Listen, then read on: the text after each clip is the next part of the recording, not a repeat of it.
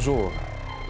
C'est avec plaisir que nous accueillons aujourd'hui chez Arts et Lettres à ICI Télévision M. Ahmed Aïsioui, enseignant et journaliste de carrière ayant exercé dans nombre de journaux de radio et de télé en Tunisie et à Montréal, y compris Radio Maghreb avec Mabi TV.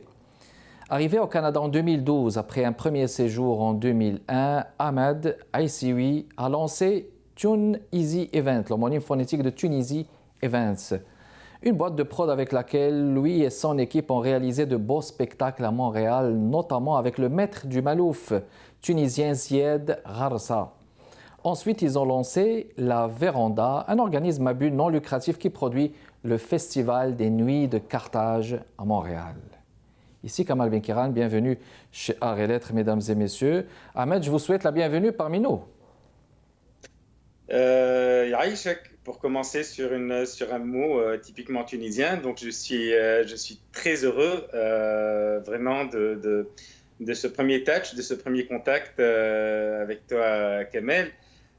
J'ai toujours eu beaucoup d'admiration, de respect également pour ce que vous faites, pour la qualité de ce que vous présentez et pour la dragée haute que vous placez par rapport à beaucoup de choses. Et puis donc aujourd'hui, je suis tout content, tout heureux de faire partie de vos invités. Voilà. Ben écoute, le plaisir est pour moi, pour nous, le respect est réciproque. Vous avez un bon cursus très apprécié aussi.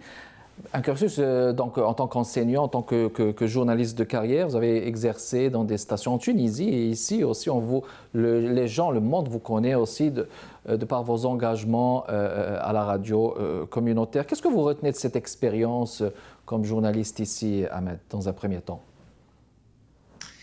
Mais il faut dire que je pense que vous en conviendrez aussi, Kamel, que la notion du journalisme communautaire est très, très différente du journalisme donc basique que nous avons eu le temps l'occasion, et je serais tenté de dire le bonheur d'exercer dans nos pays respectifs. C'est une autre configuration, c'est une autre approche, c'est un autre mécanisme, mais c'est un challenge qui est très particulier, qui est galvanisant et qui est aussi très valorisant, à son échelle. Excellent. En vous installant au Canada, il faut convenir d'abord, quand on vient au Canada, on regarde cette diversité, puis après on tire des solutions. On se dit qu'il faut aussi être original et créer. Puis vous l'avez été, vous avez créé, n'est-ce pas? Vous avez lancé Tune Easy Events. C'est en anglais, mais c'est très original. C'est pour faire allusion à la Tunisie. Ça, c'est très bien. Qu'est-ce qui a dicté justement une telle aventure? Est-ce que c'est justement dans le sillage, dans le contexte de faire paraître, de promouvoir ce beau pays qu'est la Tunisie? D'abord, permets-moi de te féliciter pour l'excellent coup d'œil que tu as eu. C'est pas du tout évident de faire le lien, de faire l'articulation entre Tune Easy Events, qui est un concept anglais, un mot à la phonétique, à la consonance anglaise, mais qui renvoie tout de suite, en lisant en français, à Tune Easy, donc qui est ma patrie. En faisant la jonction, voilà. Exactement. Donc voilà, à un moment donné, on s'est dit que on est dans un pays qui est très cosmopolite, un pays qui encourage des deux mains et des deux pieds la multiculturalité, le brassage tant ethnique que culturel. Et puis toutes les communautés essayent un peu à leur niveau de hisser l'étendard national et de promouvoir un peu leur culture. Donc à un moment donné, surtout quand on a un peu la casquette d'un journaliste, on se dit et puis pourquoi pas moi? Oui. Le moi renvoie directement, donc pourquoi pas nous? Donc parce que ça n'a rien d'un exploit individuel. Loin de là, on est dans une logique collective, on est dans une logique de promotion nationale, culturelle. Et puis, je me suis lancé comme ça à l'aveuglette. Ce fut très compliqué au départ, mais aussi je je dois beaucoup, je dois dire, à un ami, un grand ami à moi, qui est Lamine Foura. Qu'on salue. Bonjour Lamine. Oui, que tu connais aussi et Bien sûr. qui est le patron de Radio Média Maghreb 1450. Donc, c'est un homme qui est... bon, je ne suis pas là pour faire sa promo. Le gars, il se défend très, très bien tout seul. Mais il est doté d'une qualité humaine exceptionnelle et puis d'un sens très, très profond de tout ce qui est communautaire, de tout ce qui est entrepreneuriat. Et voilà, donc l'aventure a commencé comme ça d'un rien. Mais je pense que tout ce qui est grand aussi a mis du temps pour le devenir. Donc on essaye un peu de gravir les marches, d'apprendre chaque jour que le bon Dieu fait. Parce que c'est un processus, nul n'est parfait, on est d'accord, mais c'est le processus de perfectionnement est une dynamique au quotidien. Continue. Et puis on apprend, on trébuche, on se lève, on se relève, on essaye un peu d'éviter les petites comment dirais-je, embûches du parcours qu'on a déjà rencontré. Et puis on apprend et on avance. Je dois dire que c'est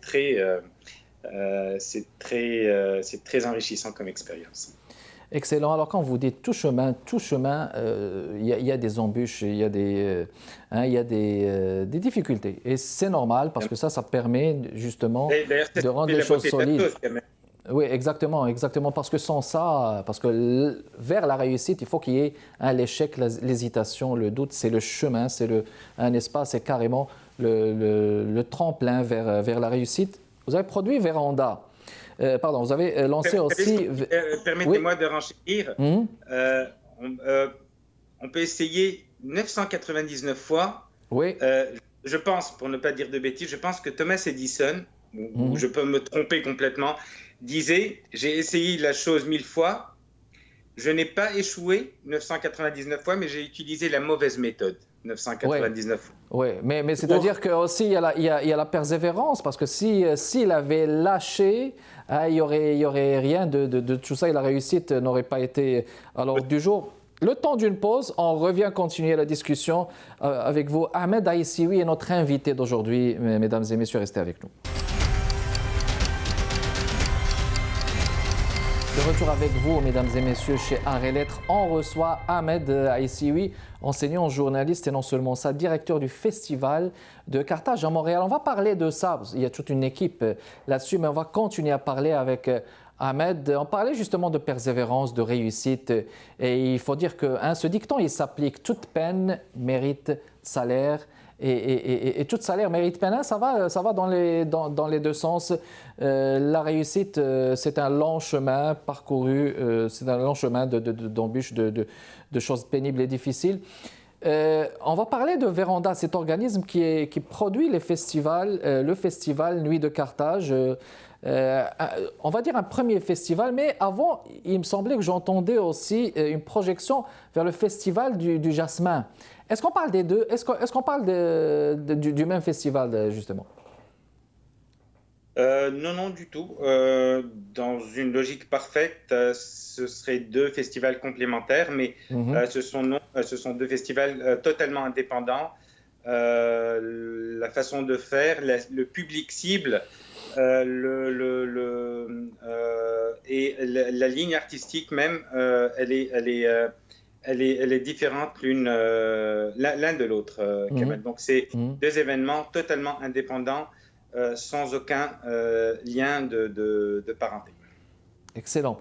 Alors, bon, d'abord, on va parler de cet organisme Véranda. C'est un beau nom, hein? La Véranda, c'est très méditerranéen. C'est très méditerranéen comme nom. Quel est le mandat et l'objectif de cet organisme et les objectifs, justement? Donc, au départ, c'était la Véranda. À chaque fois, tu dis des choses qui sont très pertinentes. Donc, je suis obligé de renchérir. La Véranda, justement, c'est un mot qui est polyvalent, qui est polyglotte, si on veut, qui passe partout. Donc, en arabe, on dit Viranda. Oui, tout à fait. En anglais, en anglais the veranda, en français aussi la véranda. Donc c'est un mot c'est un petit peu, ça s'articule dans la logique de la vulgarisation du concept et de l'idée que nous voulions véhiculer. C'est un petit peu d'importer. Dans un premier temps, la première édition était exclusivement tunisienne, donc des artistes tunisiens. Mais l'idée, dès le départ, était aussi d'aller un petit peu creuser un peu sur les côtés, à droite et à gauche, donc en Algérie, au Maroc.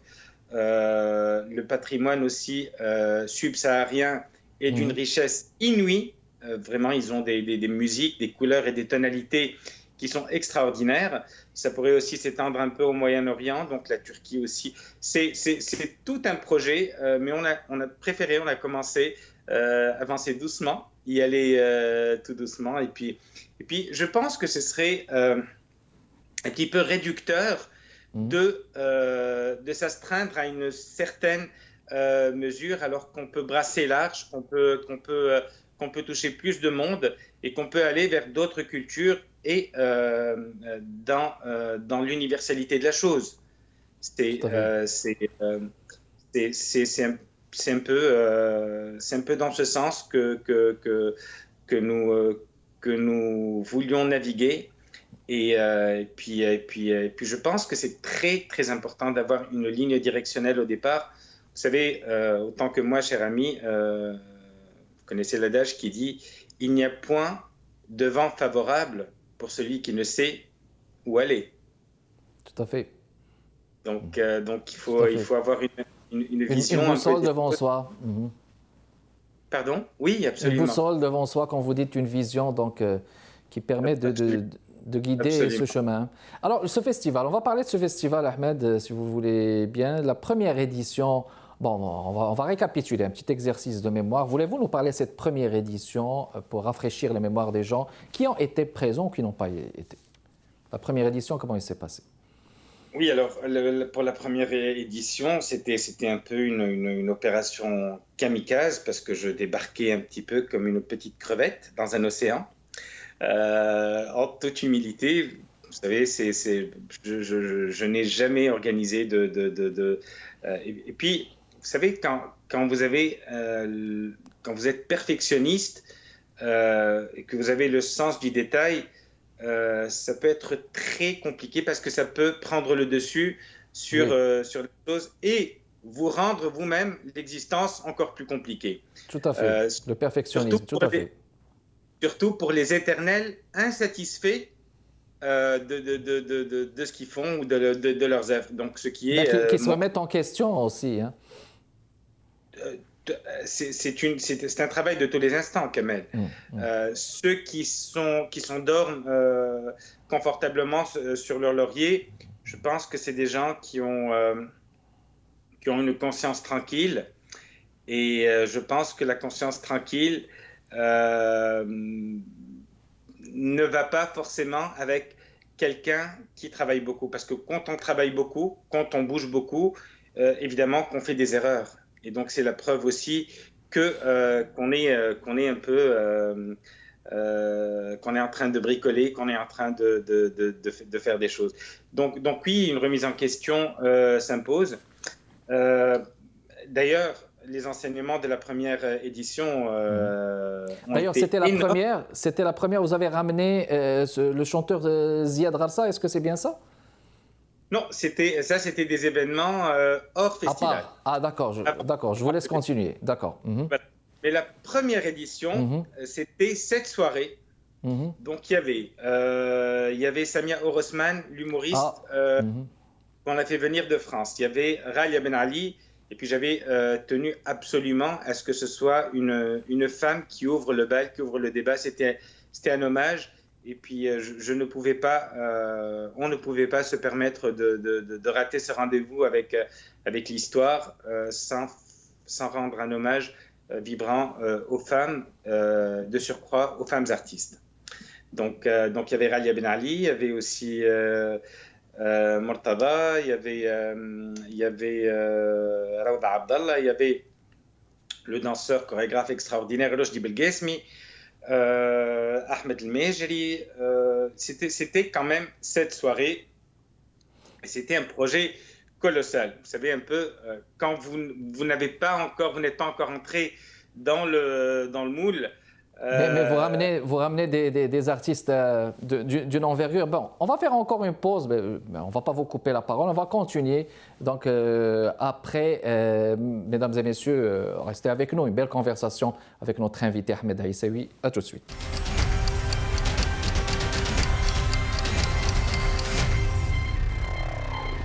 De retour avec vous, mesdames et messieurs, chez Art et Lettres, ici Télévision, Ahmed Aissaoui. Une conversation passionnante parce que lui, il est le créateur, avec son équipe de ce beau festival. Je me rappelle personnellement avoir été présent une fois dans une pièce théâtrale, peut-être, je ne me rappelle pas très bien, 3 ou 4 années de ça, si je ne m'abuse. Ahmed, pour ne pas vous couper la parole, vous parlez aussi de cet honneur fait aux femmes, de noms que vous nous citez tout à l'heure. Je vais vous laisser continuer à propos de la première édition et enchaîner aussi sur la deuxième édition, s'il vous plaît. Parfait. Donc voilà, c'était en gros, en somme, c'était cette soirée, ce qui était aussi un choix vraiment très contestable parce que c'était au mois de mars. Nous n'avons pas une communauté. Je parle de la communauté parce qu'on n'avait pas les moyens d'aller chercher des Québécois. Vous savez, le nom n'est pas connu, vous venez de débarquer, donc on gérait essentiellement une communauté maghrébine et dans le gène des Maghrébins, des Tunisiens entre autres, on n'a pas l'habitude de sortir veiller en milieu de semaine. Le lundi, le mardi, le mercredi, jeudi. Donc, ça a un petit peu impacté la présence du public. Là, on est un peu, donc on a uploadé, on a mis à jour un peu la chose. Et là, donc, nous partons cette année avec 3 très beaux spectacles. Donc là, on parle de la deuxième édition. Exactement, après 2 ans donc de consultation et tout ça. De repos forcé, si vous voulez. Oui, avec la pandémie, tout à fait. L'année dernière, on avait la deuxième édition était prévue, donc tous les artistes étaient là, donc ils avaient fait le voyage à Montréal, ils étaient dans leur hôtel, on avait fait les préparatifs, une demi-heure, 1 heure de temps à peu près avant le début, l'ouverture donc de l'édition. Logo a eu la brillante idée de sortir et de dire que tout tombait à l'eau et que tout le Québec était... tout le Québec doit fermer. Exactement. Donc, ça a été quand même coup sur coup une deuxième année pour un jeune festival. Ça a été aussi quand même assez...